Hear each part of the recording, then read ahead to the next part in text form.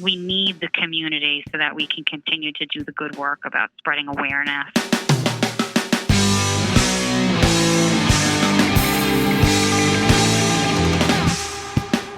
Hey everybody, it's Ben. Thank you so much for being here at the double-decker finale of Season 2, celebrating with 2 episodes coming out at once, and I'm here in a tuxedo, got champagne, martini glasses filled with shrimp, pencil mustache, suited up for what's going to be, don't take me seriously, suited up and ready for what's going to be a great way to close out Season 2. So what you're listening to is one of 2 episodes coming out at once, December 14th, 2018. We have our usual Tourette conversation episode. By the way, it's an extremely interesting one. And then we have this episode with 2 very special guests, interviewed separately. We've got Amanda Talty, president of the Tourette Association of America, and then we've got Matt Capriotti, who is among authors of a recent scientific study looking at outcomes of Tourette diagnoses over our lives and what it might mean for adulthood. Very fortunate to be able to talk with each of them. And let's just start with it. My camp, being me, and Amanda's camp, being the Tourette Association of America, have been talking for a long time now, since before Season 1 began, actually. You know, how could we support each other? How can I stay on the right track here? And let me just mention, we have a lot of listeners outside of the United States, and I have to thank tremendously the Tourette Associations of Canada and Australia and various Tourette groups and organizations in other countries. Extremely supportive and warm, and just that alone goes a long way in this sense of momentum and backing. Not to mention the emails and messages from you guys listening. It makes my day every time I get an email, and I apologize endlessly to everyone who hasn't received a reply yet. 2018 has not only been the quickest moving year in my life, it's like it's really trying to get its money's worth out of me. And time has been really limited, but this podcast is priority level for me when I'm not with my wife or at my day job, and it's just become a priceless thing to me. And I believe I said we were getting to it, so before my brain finds 20 more digressions, I'm going to step back and hit play on a talk I had a few days ago with Tourette Association of America President Amanda Talty, answering some of the most popular or relatable listener questions I get here. So here it is, and afterward we'll talk some Tourette science with our second special guest on this double header of a finale to Season 2.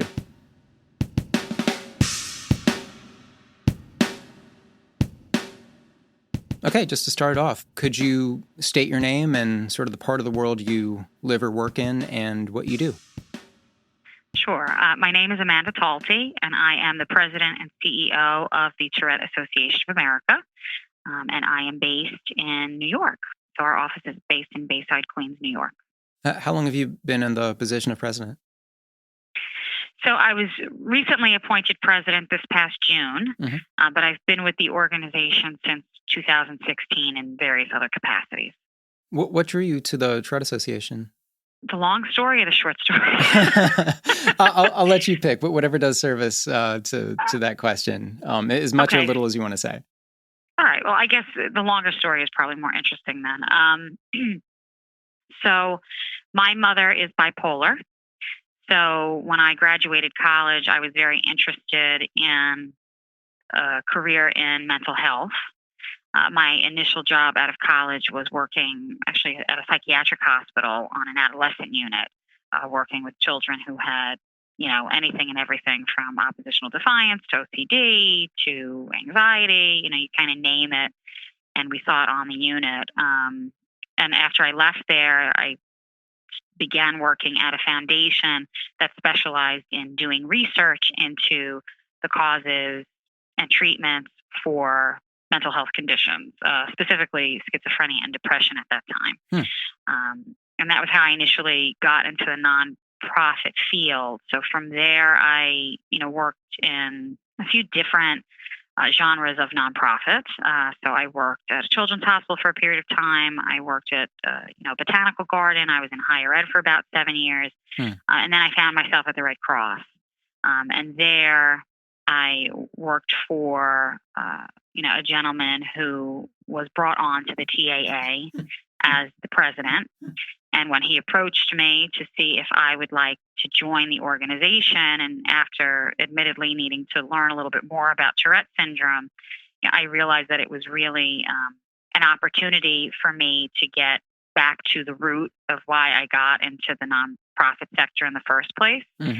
Really to get back to the field of mental health and helping families and helping children, and really work to put the organization in a place where it could really do the most good for the most amount of people. So that's the long story. Well, I'm really, really happy you're here, and it's been, and I just feel like it's appropriate because I do get a lot of listener questions that I am certainly not qualified to answer. The quick version of my backstory is that I was just a guy who grew up closeted about having TS, and then sometime in 2018 decided to start talking about it and reaching out and connecting with people. And there's, even as somebody growing up with Tourette syndrome and having my own experiences, there's also a learning curve and kind of learning more about the community, what Tourette syndrome is, how it affects people in different ways, what are the scopes of it. And the result of this podcast is I do get a lot of listener questions, again, that I'm not qualified to answer because I'm still learning myself. So is it cool that I ask you some of these listener questions that come in? Yes, of course. And I've got a few different questions here, but the first one, my 8-year-old daughter is being diagnosed with Tourette's, and I want to make sure that I do the best for her. Her tics are throat clearing, grunting, and blurting out words that can be disruptive. But I don't know if medication is the right answer. I've heard a lot about side effects and how so often people who go on meds eventually discontinue them because they do more harm than good. Is this accurate? Should I pursue medication for her? Or should I find another way to make her life comfortable? So that would be one of the questions. And I'm sure these are questions that you guys get day in and day out. What are some of your go-to answers or advice for a situation like this? So this is something that we hear quite frequently. I think, and I'm a mother of 2 children, one of them being 8 years old. So it certainly resonates with me why a parent may be reluctant to want to medicate their child. So I certainly understand that, and we do get that question a lot. What we say is that, naturally the specific treatment for Tourette syndrome will be determined by your child's healthcare provider, and you should really work very closely with them to talk about what your child's going through. What I've really found over the course of my time with the organization, what I hear a lot is that it's often not necessarily the symptoms of Tourette syndrome that can be problematic. It's not necessarily the tics that are causing the disruption all the time. That in a lot of cases, it's the comorbid conditions, so the associated ADHD, the associated anxiety disorders, the OCD, that can really sort of be the more problematic, life impactful symptoms. Yeah.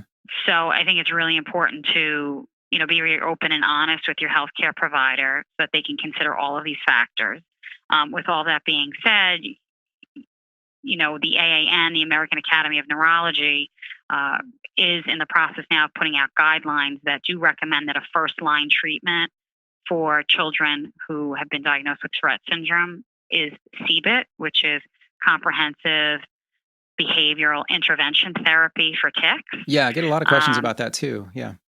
Yeah, so that's actually going to be, coming out, hopefully, in the next few weeks. The AAN will be putting those recommendations out, but that's really being recommended as a first line option, particularly for people who are not prepared to put their children on medication, to see if that will assist with the alleviation of some of the symptoms.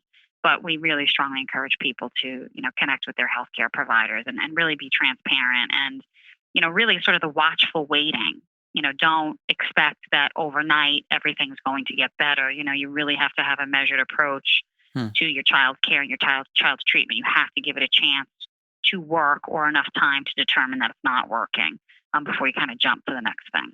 Sure. And to follow up on that too, and again, not referring to any specific medication or comorbidity or, whether we're treating a tic or OCD or just fill in the blank, but there is a fear about side effects and how, and I experienced them in my past too, where I kind of made the personal decision to just kind of learn how to live with everything. Even though I lived with it in kind of a private way, I figured out how to kind of integrate it into my life because I didn't like what medication was doing to me. Is that something you hear frequently, that people just kind of get And again, we're not talking about any specific medication here, but in general, I mean, how often do you hear that I couldn't take the medication because the side effects were too much?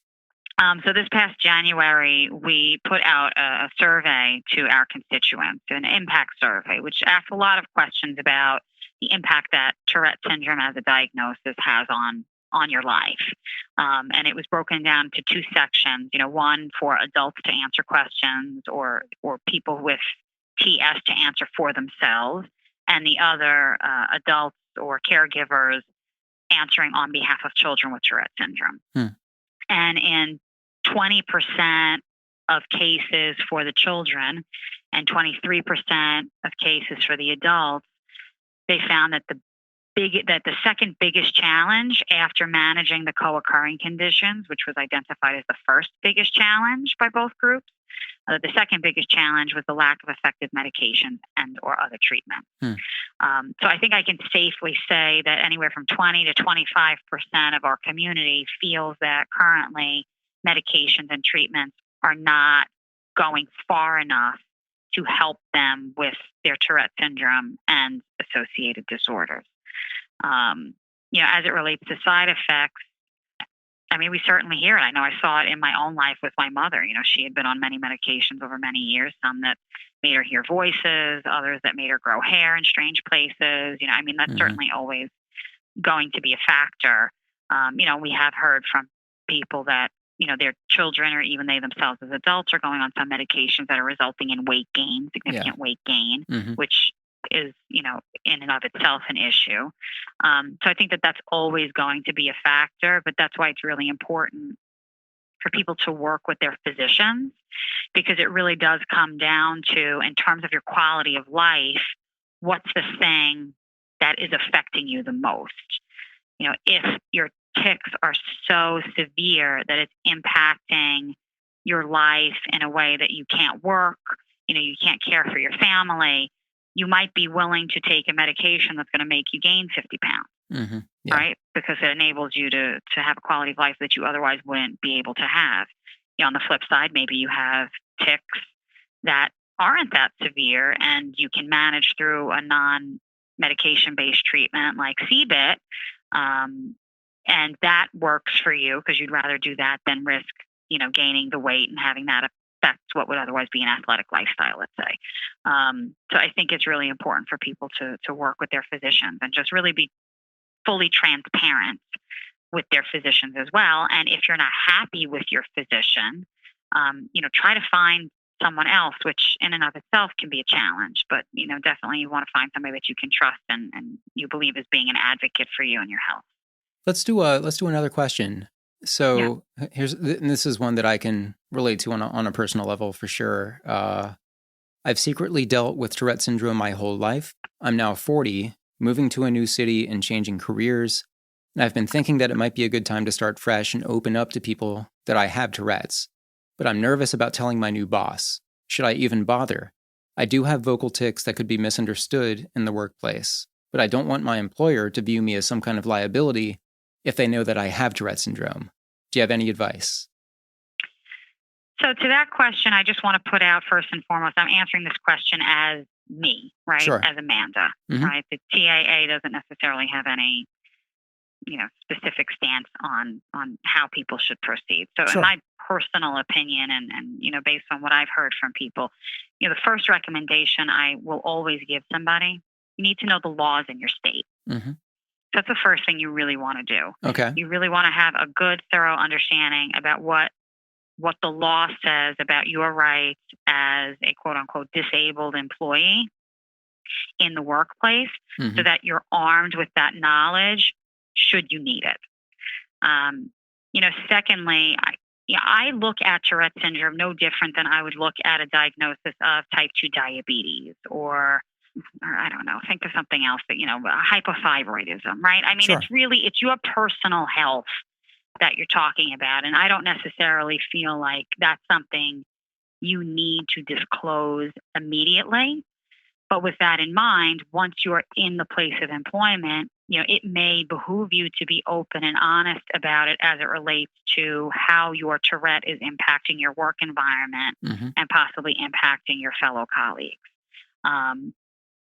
and be mindful that if you have a tic or some, other behavior that makes people curious, Sure.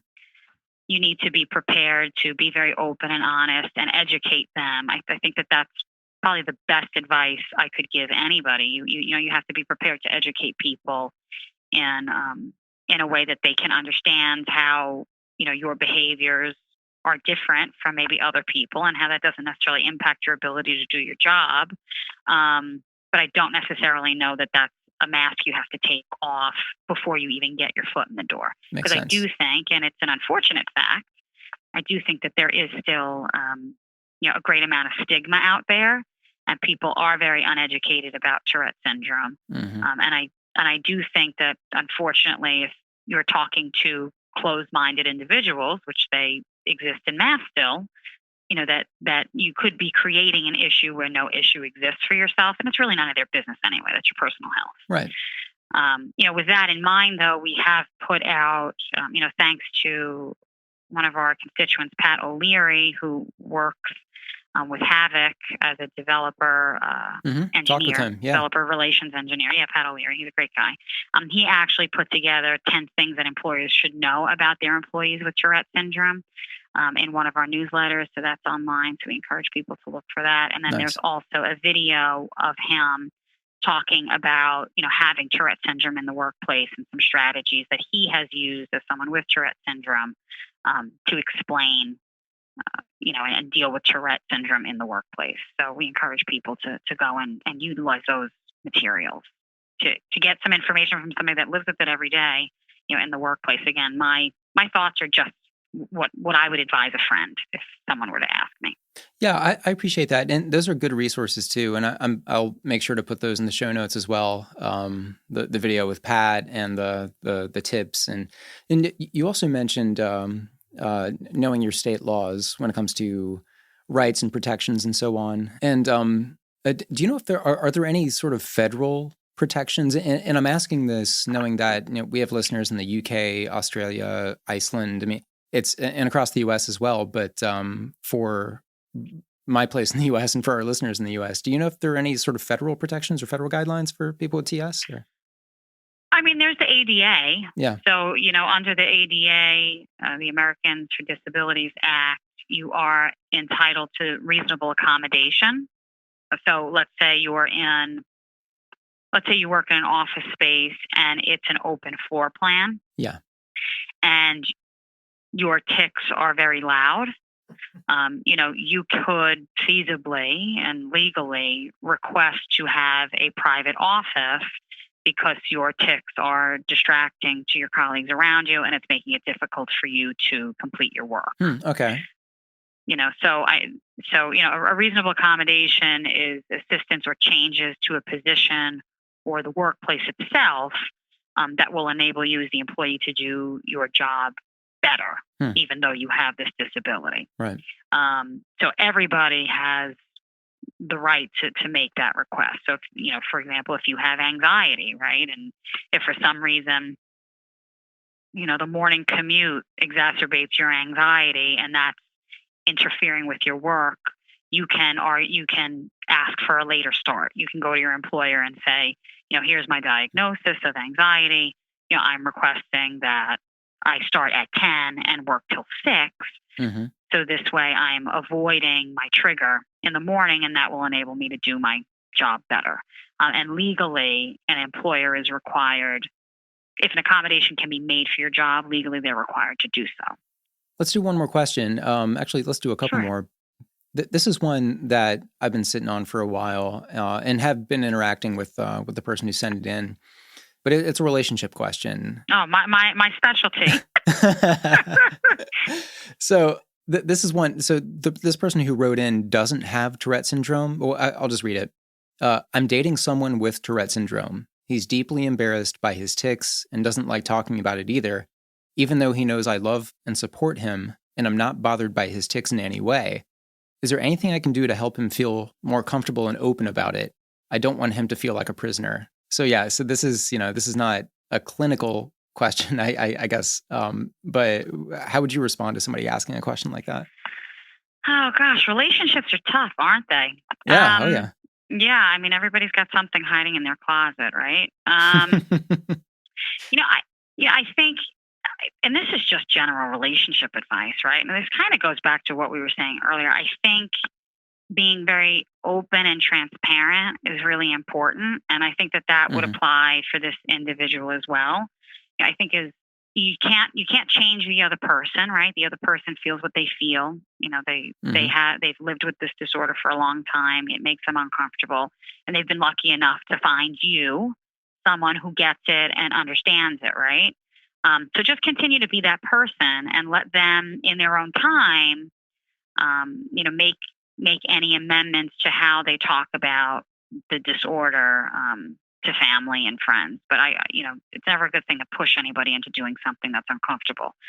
With that being said, depending on how long they've been dating, depending how open-minded the person she's dating is, it could also be good to look for events in your area that are being hosted by either the TAA national office or by local chapters that may exist in their area, and maybe go to one of their events so that the person can see that there are lots of people with Tourette syndrome, and there's lots of people that are, talking about it and gathering, and that, it's something that maybe they can be a little bit more comfortable with. I mean, that could be an option if the person's willing and able. But, I don't think you ever want to force anybody to do anything that they're not comfortable with. So in all relationships, I think you have to be understanding and just continue to be that support that he, I'm assuming, yes, he clearly needs. And that's a beautiful segue, actually, into this next question I have about local support groups and local resources. So this question here says, I'm interested in starting a local support group or friendship group for Tourette syndrome, which I have, but I have no idea where to start. I don't even know how to find people who have Tourette in my community, but I assume they exist. What steps should I take? Well, if you're interested in starting a local support group or friendship group, then we want you. We want you to call us at the Tourette Association. We have about 32 chapters throughout the country, the United States, 80 plus support groups, but there's still a tremendous amount of the country that is going underserved. So I would encourage anyone that's looking to connect with people in their area who have Tourette syndrome to reach out to our national office. You can find our information at our website, tourette.org. But also, look on our website to see if there's already a local chapter in your area. There may be a chapter in your area that you don't even know about. They may have support groups up and running that you might not know about, or maybe you're in a geographic area where they've been unable to get a support group up and running because they don't have any volunteers. So, definitely don't lose the interest. We would be the natural point of contact for someone that was interested in doing that. And we encourage people to do that if that's something that they're interested in. And I have talked with some people who are, roughly my age. I mean, adult age, late 30s, 40s, even 50s, who say that they'll find resources, but they seem to be more focused on kids, or the gathering is more of parents with kids with TS, and they're trading notes and they're trying to figure out the best way to raise their kids. But as adults living with Tourette syndrome, they don't necessarily see the resources around them. And that can be kind of isolating, and it can be a lonely feeling. And within the TS community, sometimes, I've talked with Touretters who think that even maybe the Tourette Association hasn't been focused enough on adults with TS, and instead, putting it on children and their parents, which, is absolutely important. And I would never question the value of that focus. But could you address that? Like, what is perceived to be maybe a missing focus or diminished focus on adults living with TS and looking for resources? I think the reality is it is a missing piece currently in our programming. And I'm completely willing to admit that. The organization's been around for over 45 years. Tourette syndrome is a childhood onset disorder. So a lot of the people who began the organization and a lot of people who volunteer with the organization are people that got involved because their children were diagnosed with Tourette syndrome and they wanted to get involved, and because it's a childhood onset disorder, a lot of our materials have been geared toward that. Additionally, we do have a cooperative partnership with the CDC for Tourette health and education, and they mandate that it's really geared towards the childhood onset years of Tourette syndrome. So you take all of those factors together, and I think that's what's really largely determined the programmatic reach of the organization for many years. But knowing that fact and being aware of that fact now, we have been making deliberate efforts, and in the coming year have plans to begin unveiling more programming for adults. So as we referenced before, some of the work we're doing with Pat O'Leary around that video, we recently did a Facebook Live with Tom White, who's a young adult who works at Google. We brought him on to talk about his experience of living and working with Tourette syndrome. And we are planning to do more of that. We did create a young adult toolkit last year, which is for sort of those bridge years between, teenager and adult, right? Kind of how do you make that transition from high school to college, right?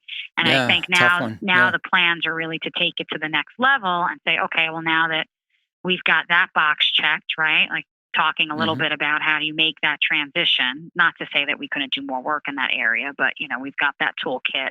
Now how do we kind of look at what the next leg of that is? So dating, certainly the workplace accommodations, elderly as you age, what does that mean? Absolutely. Over the course of your lifespan. So these are all things that we're really working very hard to explore more and tap into more. And we've really been trying to reach out to our adult constituents to say, we want your stories. We want to hear about what's important to you. We want you to tell your story. We just did this past Giving Tuesday. We did a whole campaign around one of our very close Touretters, Jason Grant. He did a whole day in the life. Love Jason. Yeah, so he did a whole day in the life, really examining what he has to go through. He has to take a bus 2 hours one way, 2 hours back. He has to go pick up his kid from school. Then he gets home and he has to do the homework. And if that's not a moment that, any parent trying to help a kid with homework makes them want to rip their hair out, I can only imagine someone who has Tourette syndrome, how stressful that can be. So we're really trying to make that more of a deliberate focus, because the reality is, and I think what we probably don't talk about enough and we've not honed in on in terms of our messaging, is it is a lifelong condition. I mean, there are many people who once they hit, adolescence and they move into their young adult years, their tics go away. There are many people that happens. But there are a lot of people that still have their tics, and 1/3 of them have severe tics well into adulthood, and that's a reality. And I think it's a reality that we've not meaningfully spoken about, but it is something that we're working towards. Well, I mean, I appreciate you addressing that. I think it's meaningful, and I'm personally very excited about 2019 and my personal involvement in the Tourette community, just kind of based on everything that's happened in 2018 and the connections I've made, and it does feel kind of like a new family and kind of a new world for me. And I guess in the process of that, I have met a lot of other adults with Tourette syndrome who think very highly of you, definitely including Jason Grant. And I want to applaud him for his role in what you described with that video series, which is really was a day in the life of a dad with Tourette syndrome. I mean, it took you through all the things that happened throughout his day, and it was very powerful to watch. And I love the awareness that it brought to the Tourette Association, to Tourette in general, but also to the fact that a lot of adults live with it, and it doesn't necessarily always get easier for people. Sometimes I think in the conversation and some of the advice I see online, not from the Tourette Association, but just on forums and things like that, where people say, well, it's just kids grow out of. And there's a lot of that out there, I think. Meanwhile, a lot of adults are still looking for these resources. They want to, and they have a lot of questions about, their rights or workplace situations. And I'm glad we all can kind of get together and talk about them, in the context of experiences on this podcast, but just in terms of having a good compass and kind of knowing what's coming up and how we're all kind of banding together is, I mean, it's a very warm feeling to me. And I'm very happy that you're at the helm of the Tourette Association, just because it feels like it kind of brings a lot of these elements together, if that makes sense.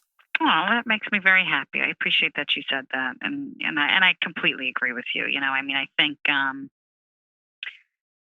think that there's, a third of people with Tourette syndrome that, walk into adulthood and are tick-free, but there's 2/3 of people that, on some level still have, Tourette. And personally, and this is, my own personal experience, I've yet to meet an adult who I had a conversation with that didn't say to me, "Oh yeah, I used to have Tourette's when I was a kid."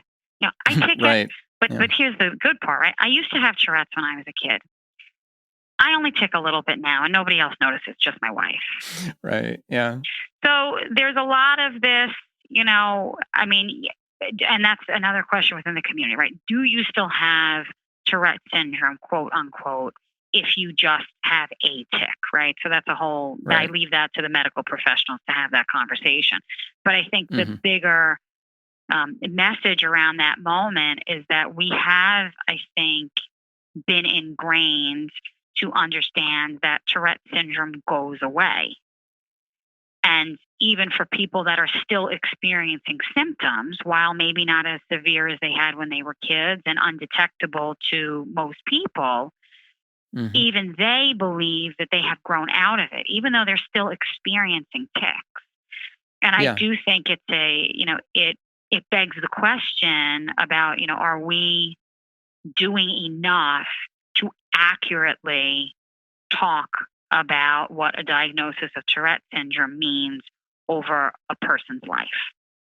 And I don't know that we've done that. I don't know that we've been doing a good job about that. But I think that that's really the conversation that we're beginning to have here internally. And of course, bringing in our fabulous, medical advisors and scientific advisors to really talk about how do we talk about this in a way that people are really understanding what it means.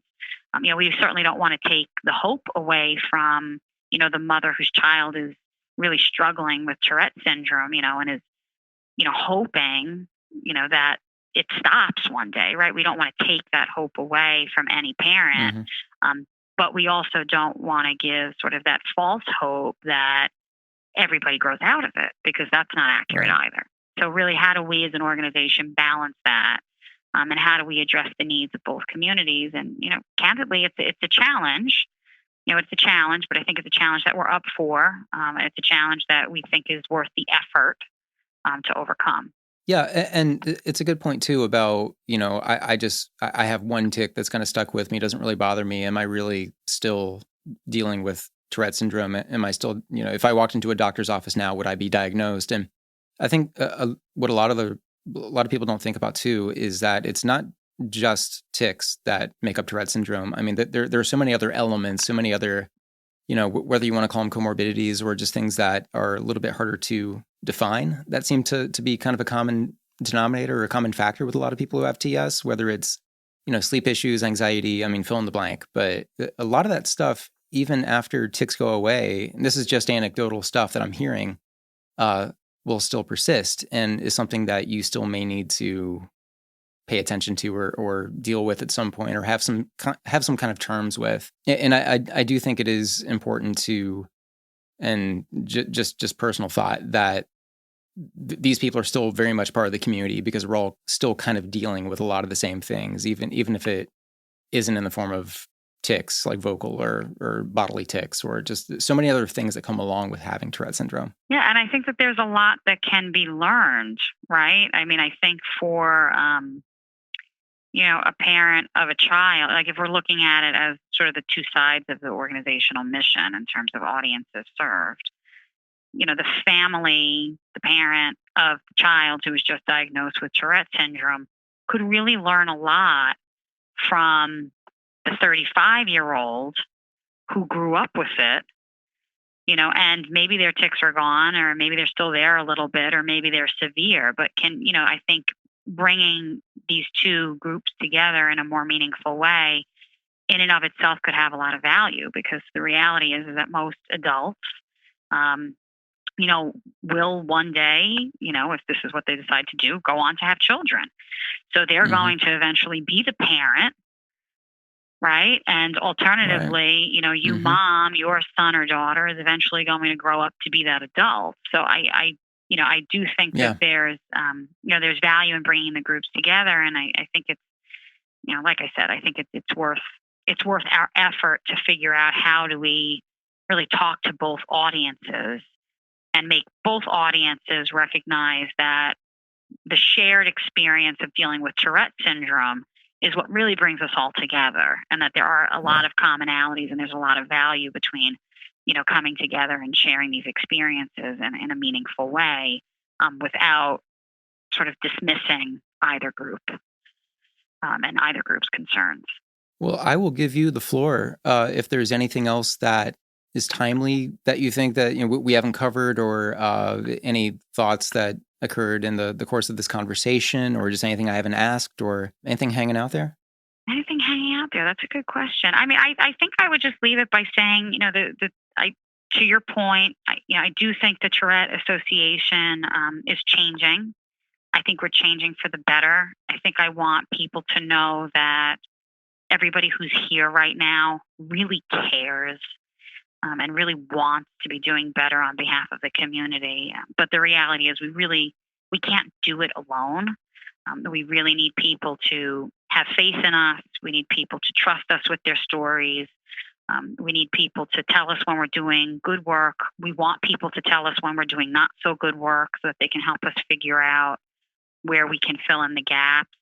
And we just really need, I think, the community support holistically, so that we can continue to be better and do better and serve more people. And I think that's really what we're about. So if anybody would like to learn more about how they can help, if anybody would like to make a donation to the organization, we function 100% on, gifts from people. So we get some money from the CDC partnership, but the majority of our operations are underwritten by people like those who are listening to your podcast. So, we certainly encourage people to give back, come to our events, get out there, find out about your local chapter, get to know the people in your backyard, be a thought leader in the community. We'd be happy to bring you into the fold as a thought leader to share your story. So, we need the community so that we can continue to do the good work about spreading awareness for the condition, reducing the stigma, which as far as I'm concerned is just a fancy way of saying discrimination.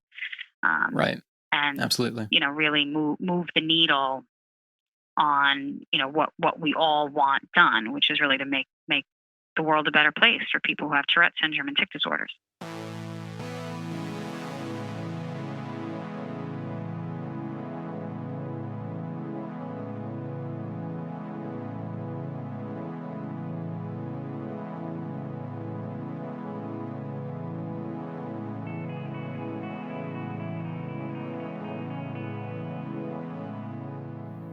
Back in October, I got a heads up about a published paper characterized as the longest-term follow-up to report outcomes of individuals with TS.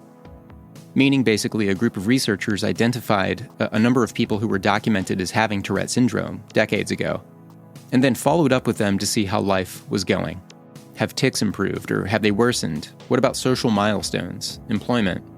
And then tallying the feedback from these people, what conclusions can we reach, and what new questions does it all raise? One of the report's authors is Dr. Matthew Capriotti. I live in San Francisco, California, and I'm an assistant professor of psychology at San Jose State University, and also a research associate in the Department of Medicine at the University of California, San Francisco. I've spent really most of the last 8 years of my work life studying Tourette syndrome, doing clinical work, in particular CBIT with folks with Tourette and related disorders, and really focusing on, thinking about how do we develop and disseminate or kind of get out there and scale up the best treatments we can for folks with Tourette. And so you're a co-author of this research article. The title is Long-Term Follow-Up of Patients with Tourette Syndrome. We'll get to the findings in a bit, but what's the background of this study? What led you to it? So this is a study that I got involved in when I was at University of California, San Francisco, as a fellow in the psychiatry department.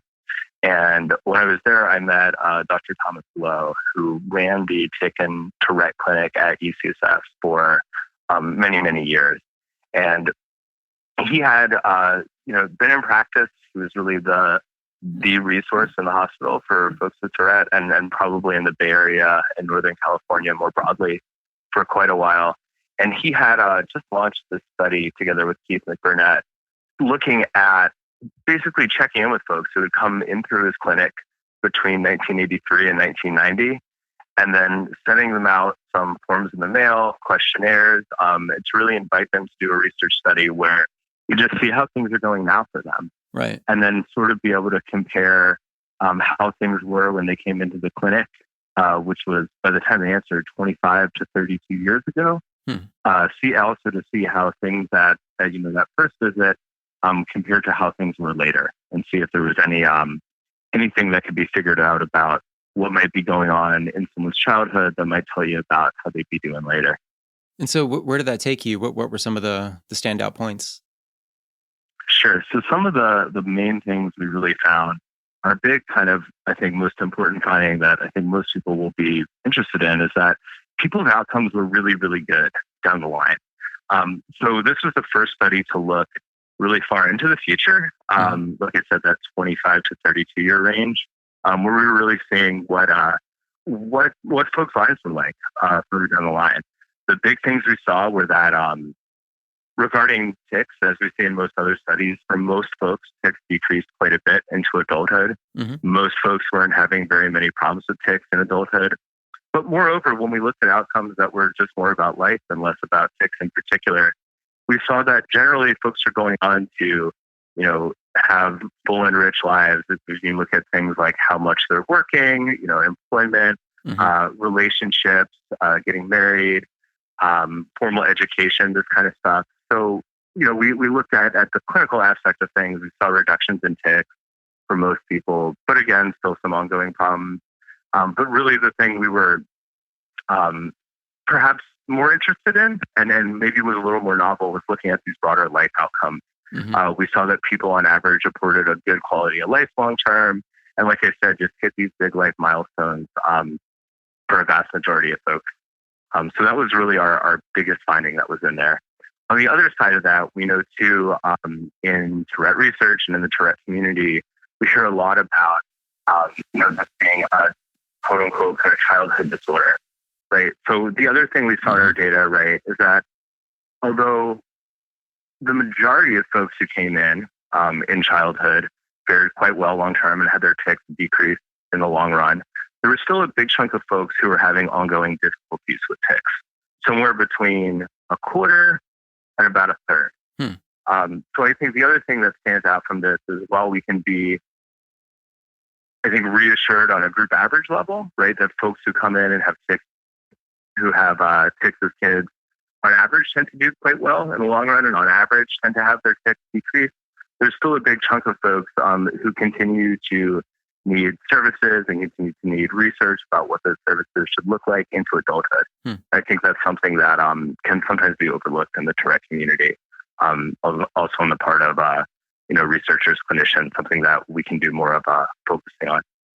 So were there any common denominators with these people, whether they improved or not, just in terms of the kind of treatment they'd sought out or lives they've lived, or people who abandoned medication or anything like that? Right. So that was one thing we were super interested in, right? If we could figure out, it's always nice, this idea of having a crystal ball that we can look into the future and tell kind of what are the key things we might look for that would tell you how someone's going to do long term, or to see if there's any secrets to success, right? Or things people can do along the way. So we looked at all kind of things about, what kind of families kids came from, whether they had other non-tic comorbidities or other diagnoses, all sorts of things like this. and also what treatments they were on, right? If people kept up on medication or if they stopped taking it. Yeah. And we looked at a lot of different things and we really didn't find a whole lot. Huh. So mostly, I would say that the biggest takeaway we found is there didn't seem to be this one key to how folks did long term. And there didn't seem to be any particularly key things that you could look for, in a family or kind of in an individual's sort of clinical profile, the kind of things that doctors and clinicians might assess for at baseline or when they first meet a kid in childhood. There didn't seem to be anything that really clearly told you what was going to happen as far as predicting the future. A big caveat to that, right, is that these were folks who came in between 1983 and 1990. So treatment options looked a lot different, for the folks who were captured in this study. Yeah. So the vast majority of folks in this study had been on a second generation neuroleptic medication. So these are probably the second generations of medications that were used to treat Tourette syndrome. Whereas, if you looked at the profile of what folks are getting prescribed and taking now, that would be very different. You'd see a very different pattern of what medications people are being prescribed. Still, certainly those drugs would be a part of it, but there'd be some other drugs in there too. Another thing that I think is important to note is that in our sample, something like 13% of folks have tried behavior therapy. And we hope that this percentage will be a lot higher too, as we have more and more evidence now about CBIT and more efforts by the Tourette Association of America and clinics, other providers to really scale up that treatment. So in our study, we didn't find sort of a key treatment as far as what really drove success, but also the treatment picture has changed a lot. So one thing I think is really important is for us to start thinking, those of us in the research and medical community, to start thinking now about planning out studies like this, so we can kind of continue to get an updated picture as things evolve. So, and I'm looking at the abstract right now. It says that the vast majority of participants, or 82%, reported improvement in tics over time. How's improvement defined? Is it a slowdown in tics, or tics going away altogether, or is it that tics still persist, but these people have found better ways of managing them? Sure. So for that 82%, that number came when we just asked the question about what do you feel has happened with your tics over time? Have they improved, gotten worse, or stayed about the same? Okay. So this was just sort of a general appraisal of what had happened. We looked at it a slightly different way in the study too. Okay. Where we used a particular scale that's used in a lot of clinical trials called the Clinical Global Impression Scale, which is basically just asking folks to rate where their tics are now as far as how big of a deal they are in their lives, how many problems they cause. And we looked at it in a way that didn't so much depend on people reporting on how things had changed, but kind of looked at certain goalposts about changes from one level of severity to another. We compared what they said at follow-up to what things looked like in their charts at intake or when they came into the clinic. And we found basically the same picture. So I think that was 70% of folks had improved when we looked at it another way. So when we tried to look at this, both with like people just globally talking about what had happened, and then also sort of triangulating that with another way of looking at it, we got pretty much the same answer. That somewhere between 70, 80-ish% of folks seem to experience a significant decrease in their tics, which does line up pretty well with other studies, looking at what happens long term. Sometimes you'll hear people talk about, a third of folks having minimal tics and a third of folks having mild tics in adulthood. But if you add those up, you get 66%, pretty close to our 70 to 80% of folks who are having fewer problems with tics. And so tics were the main feature of the study or the main focus. What about other, anxiety, anger, other elements that sometimes come along with TS? Sure. So we definitely kept track of this as well. And we were interested in other conditions like anxiety, ADHD, depression in two major ways. The first is we wanted to know if folks who, when they were younger and came into the clinic, if folks who had those other conditions had had a different kind of trajectory or had different outcomes as adults. That was the first thing we were interested in. And then the second thing is we were interested in seeing sort of what the profile was later, how many folks were dealing with comorbid conditions later in life. To that first question, we actually didn't see a whole lot of differences in people's life outcomes as adults based on comorbidity as a kid. And this was something that surprised us a little bit because you hear folks talk about, the non-tick conditions causing perhaps more ongoing problems for many people, for many people compared with the ticks.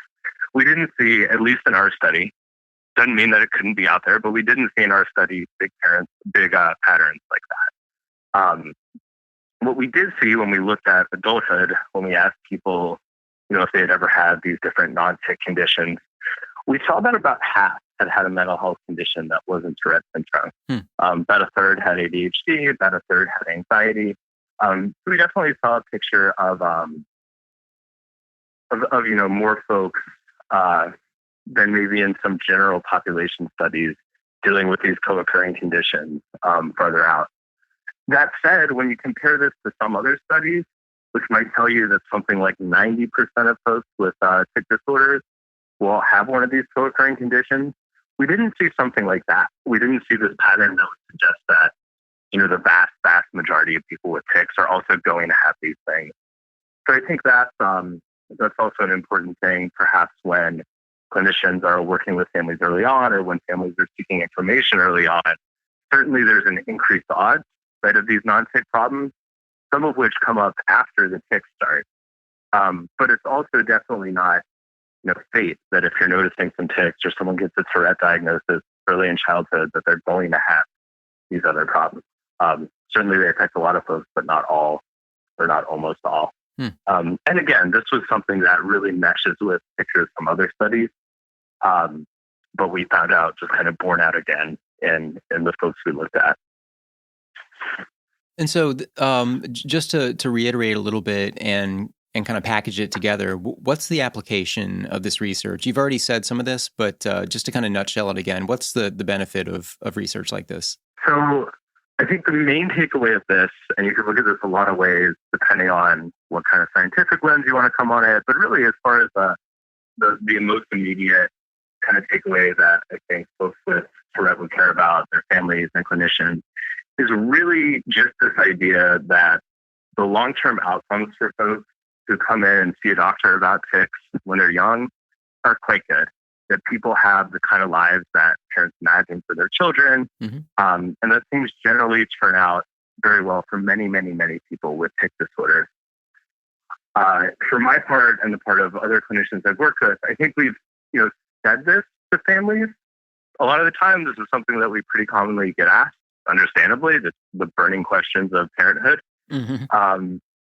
We've said this a lot, but I think this study provides maybe some more direct data speaking to that, and also really speaks to the range of outcomes that folks can have, some of which might involve continued challenges with tics for some people, but not for a lot of other people. For some people, they might experience a lot of those other mental health conditions, those comorbidities that can come along with tics. Other people don't. So I think it points to, most people doing quite well in the long term, and then also that range of outcomes that tells us that we really need to still think about services for adults with tics and challenges that go along with tics sometimes. And so, and some of this answer might be in a little bit of what you just said, but just tell us again where the research goes next and sort of what are the next questions to take a closer look at. Sure. So I think a really important thing is to keep doing this kind of research. One of the things that was a little limiting in our study, or perhaps actually quite a bit limiting, was that we didn't have a control group of folks without tics to really compare on these outcomes. So some things are a bit difficult to make sense of. And just in general, the more people can plan out a study like this in advance, the more rigorous it's going to be and the more rich the information we're going to learn from it. So this was a study where our team had, he decided kind of after the fact to look back and reach out to folks. Seems like it was helpful. But what we could get even more useful information out of is really planning a study like this out, where we really purposefully look for certain things in children and adolescents who come in, and do really an assessment that doesn't just look at the kind of typical questions that doctors might ask, but also different things about thinking style, performance on neurocognitive tasks, all sorts of different biological mechanisms, things that might be biomarkers, and really doing a very detailed look at how things unfold over time in a way that's really planful and purposeful. As you can imagine, this is quite challenging because it involves a lot of researchers, likely, to do things to this scale, and moreover, it involves a lot of time and a lot of effort to stay in touch with folks. So I think this kind of research, the more we in the research and medical community can overcome those barriers and try and really amp up the work we're doing that follows folks over a long time instead of just following them, while they're in a clinical trial or following them at one point in time. I guess that's not really following them, just asking some questions one shot or doing a one-shot assessment or brain scan. The more we can do this kind of planful work that follows folks over time, I think the more we can learn.